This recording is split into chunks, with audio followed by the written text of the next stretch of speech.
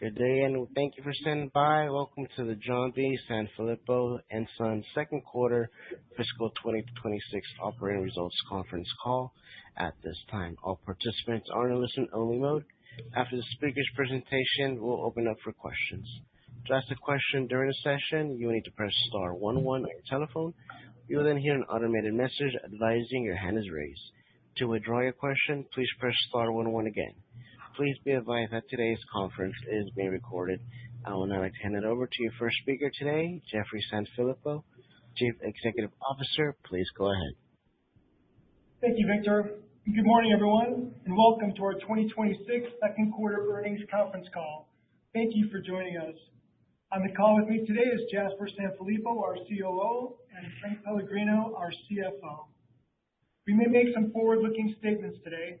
These statements are based on our current expectations and they involve certain risks and uncertainties. Factors that could negatively impact results are explained in the various SEC filings that we have made, including Forms 10-K and 10-Q. We encourage you to refer to the filings to learn more about these risks and uncertainties that are inherent in our business. Turning to results, we delivered record-breaking top-line growth and achieved an approximately 32% increase in diluted earnings per share for the quarter, driven by executing our ongoing strategic initiatives of disciplined cost management, operational efficiencies, and strategic pricing actions. While these results are encouraging, we continue to navigate headwinds from shifting consumer behavior, emerging health and wellness trends, and elevated retail selling prices, which weighed on overall sales volume. However, we have a strong and diverse set of products that align with these emerging health and wellness trends and priorities. We are further expanding our pipeline with new innovations to capitalize on these trends and growth opportunities. We believe that the recent reduction in trade tariffs on most imported nuts, primarily cashews, should help lower selling prices of certain products over time and support future demand.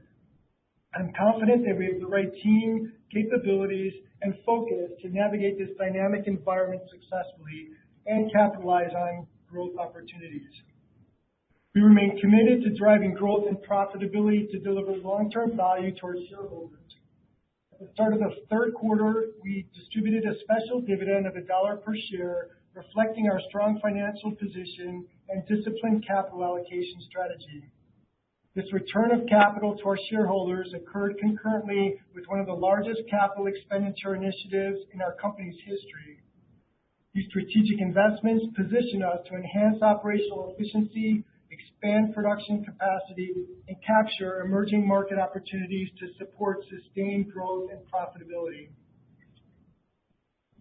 Our management team has set clear priorities as we finish up the back half of fiscal 26 and start to build our financial plan for fiscal 27. One of those growth priorities, which we have talked about on previous calls, is to accelerate our snack and energy bar business. While the industry is experiencing softness in certain segments of the bar category, including fruit and grain and granola, the protein-forward bar segment is very strong. The investments we've made in new bar manufacturing capabilities align well with this shift in consumer behavior to healthier protein-forward snacks.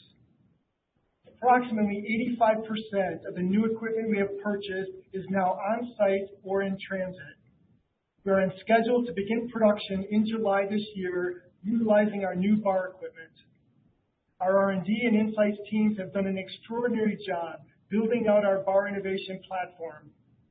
Our sales and marketing teams have started engaging with customers. We are already receiving positive interest in our offerings. This is a transformational time for our company. I'm excited about the future growth we will build with our customers, and I'm extremely proud of the hard work, dedication, and tenacity of the team members across our company who are so committed to our success.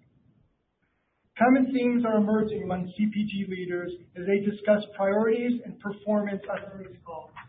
One is margin and productivity.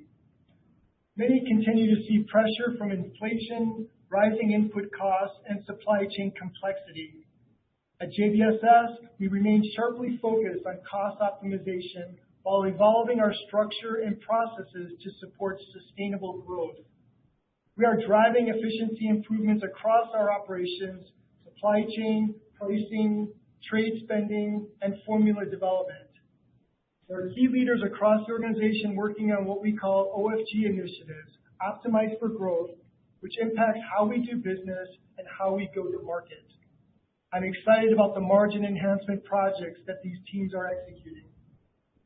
Another key theme is volume stabilization. Volumes have declined or remained flat across many food companies over the last 12 to 24 months, and we have experienced similar softness in our nut and trail mix and bar categories this past fiscal year. Our commercial teams are focused not only on stabilizing the business, but on returning to volume growth. We are allocating resources to strengthen programs with existing partners while also diversifying our customer base and product portfolio through innovative programs, products, and packaging.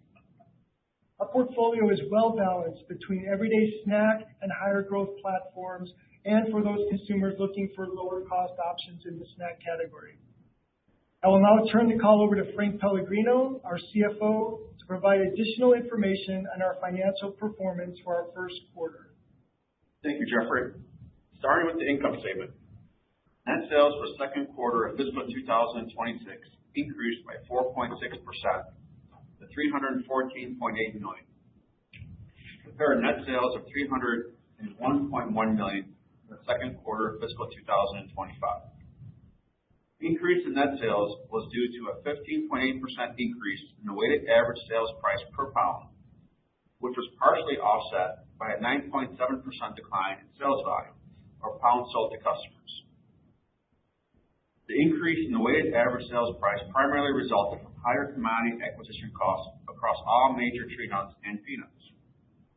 While our core business of walnuts, almonds, and pecans achieved volume growth, overall sales volume decreased during the quarter. This decline was primarily from a reduction of opportunistic granola volume sold in the contract manufacturing channel. Sales volume decreased 8.4% in the consumer distribution channel, primarily driven by a 7.9% decline in private brand sales due to lower volume in private label bars and to a lesser extent nuts and trail mix. Nuts and trail mix sales were impacted by higher retail prices, soft demand, including customer downsizing and reduced distribution at a major mass merchandiser. These declines were partially offset by new business with an existing customer and improved performance at another mass merchandiser. Bar sales declined as prior year's volume were elevated by low industry-wide inventory levels and the lingering impact of a national brand recall, which temporarily boosted private label bars demand. A strategic reduction in sales to one grocery retailer also contributed to the bars decline. Branded sales were negatively impacted by lost distribution of Orchard Valley Harvest at a major customer in the non-food sector and the timing of Fisher snack promotions at a major non-food customer. Sales volume in the commercial ingredients channel remained relatively unchanged with a decline of 1.1%. Sales volume in the contract manufacturing channel decreased 26.5% due to decreased granola volume processed at our Lakeville facility, which was partially offset by increased snack nut sales to a customer added during the second quarter of the prior year. Gross profit increased by $6.9 million, or 13.2%, to $59.2 million compared to the second quarter of last year, driven by higher net sales during the quarter, with selling prices more closely aligned with commodity acquisition costs compared to the second quarter of the prior year. Additionally, reduced manufacturing spending and operational efficiencies contributed to the overall increase in gross profit.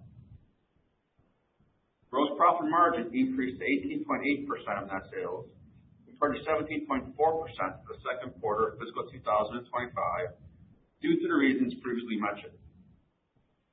Total operating expenses were essentially flat compared to prior year's second quarter, increasing by $300,000. The slight increase was primarily driven by higher incentive compensation, which was largely offset by lower marketing, freight, third-party warehouse, and compensation costs. Total operating expenses as a percentage of net sales for the second quarter of fiscal 2026 decreased to 10.5% from 10.9% in the prior comparable quarter, reflecting the factors noted previously and a higher net sales base. Interest expense was $500,000 for second quarter of fiscal 2026 compared to $800,000 for second quarter of fiscal 2025. Net income for the second quarter of fiscal 2026 was $18 million or $1.53 per diluted share compared to $13.6 million or $1.16 per diluted share for the second quarter of fiscal 2025. Now taking a look at inventory. The total value of inventory on hand at the end of the current second quarter increased $29.6 million or 14.4% compared to the total value of inventory on hand at the end of the prior year comparable quarter. The increase was due to higher commodity acquisition costs across all major nut types except for peanuts and in-shell walnuts, as well as greater on-hand quantities of work in process and finished goods inventory to support forecasted demand. The weighted average cost per pound of raw nut and dried fruit increased 11.8% year over year, mainly due to higher acquisition costs for all major nut types except for in-shell walnuts, partially offset by lower acquisition costs of peanuts and lower on-hand quantities of almonds and cashews. Moving on to year-to-date results. Net sales for the first two quarters of the current year increased 6.3% to $613.5 million compared to the first two quarters of fiscal 2025.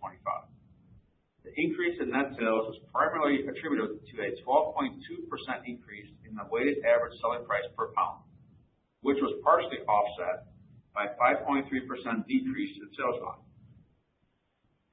The sales volume decrease was due to lower sales volume in the consumer and contract manufacturing channels, partially offset by year-to-date growth in the commercial ingredients channel.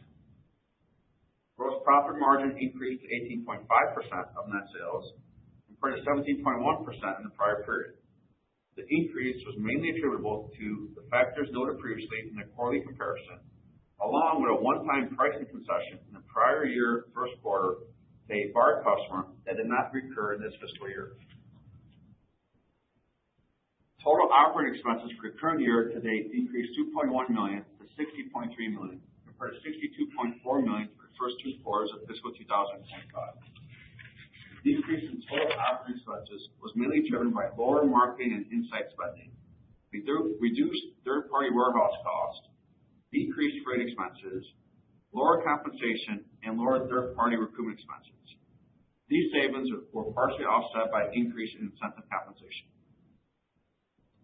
Interest expense was $1.5 million for the first two quarters of fiscal 2026 compared to $1.3 million for the first two quarters of fiscal 2025. Net income for the first two quarters of fiscal 2025 was $36.7 million or $3.12 per diluted share, for a net income of $25.3 million or $2.16 per diluted share for the first two quarters of fiscal 2025. Please refer to our Form 10-Q, which was filed yesterday, for additional details regarding our financial performance for the second quarter of fiscal 2026. Now I will turn the call over to Jeffrey to provide additional comments. Thanks, Frank, for the financial updates. It's important to note how our long-range plan defines our future growth priorities, focused on accelerating our private brand business with key customers and high-growth snacking categories, most notably private brand bars, while expanding branded distribution behind Orchard Valley Harvest, Fisher via insight-driven product and packaging innovation. Execution of this plan is anchored in delivering value-added solutions and high-quality, innovative products based on our extensive industry and consumer expertise. Growth in private brand bars will be supported by capacity expansion and a robust innovation pipeline with continued focus on nutrition bars. For our branded nut and trail mix business, we are focused on attracting new consumers through product innovation, broader distribution across traditional and alternative channels, and expanded purchasing occasions, including club stores, e-commerce, and the non-com food service segment. Promotional and advertising investments are being prioritized to drive volume growth, supported by an omni-channel strategy across recipe nuts, snack nuts, and trail mix. Now we'll turn to category updates. I will share some category and brand results with you for our second quarter. All the market information I'll be referring to is Circana panel data, and for today it is the period ending December 28, 2025. When I refer to Q2, I'm referring to the 13 weeks of the quarter ending December 28, 2025. References to changes in volume are versus the corresponding period 1 year ago.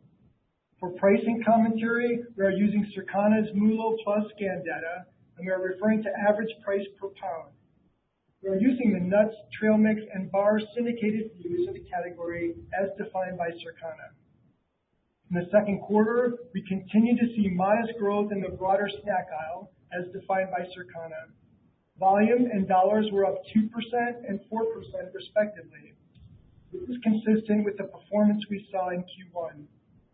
In Q2, the snack nut and trail mix category was down 4% in pounds and up 3% in dollars, which is generally consistent with the performance from the last quarter. Snack nuts prices rose 8%, with increases across nearly all nut types.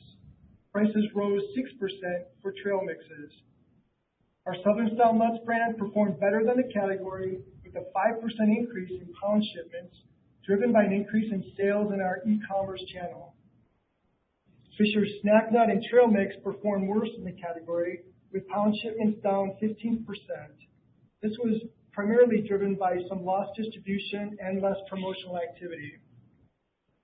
Our Orchard Valley Harvest brand, which primarily plays in trail mix, was down 42% in pound shipments, driven by discontinuation at a national specialty retailer. Commodity increases, including cocoa and some tree nuts, are resulting in higher prices for Orchard Valley Harvest. But we continue to focus on innovation and renovation opportunities to mitigate this commodity pressure. Our private label consumer snack and trail shipments performed generally similar to the category, with pound shipments down 5% versus last year. Now let me turn to the recipe nut category. In Q2, the recipe nut category was up 2% in pounds and up 14% in dollars, driven by the seasonality impact of the holiday season paired with higher prices. The recipe category experienced a 13% price increase, driven particularly by walnuts, although all nut types experienced price increases. Our Fisher recipe pound shipments were down 3% in Q2 due to some lost distribution, although we performed very well at our current retailers. Now let's look at the bar category.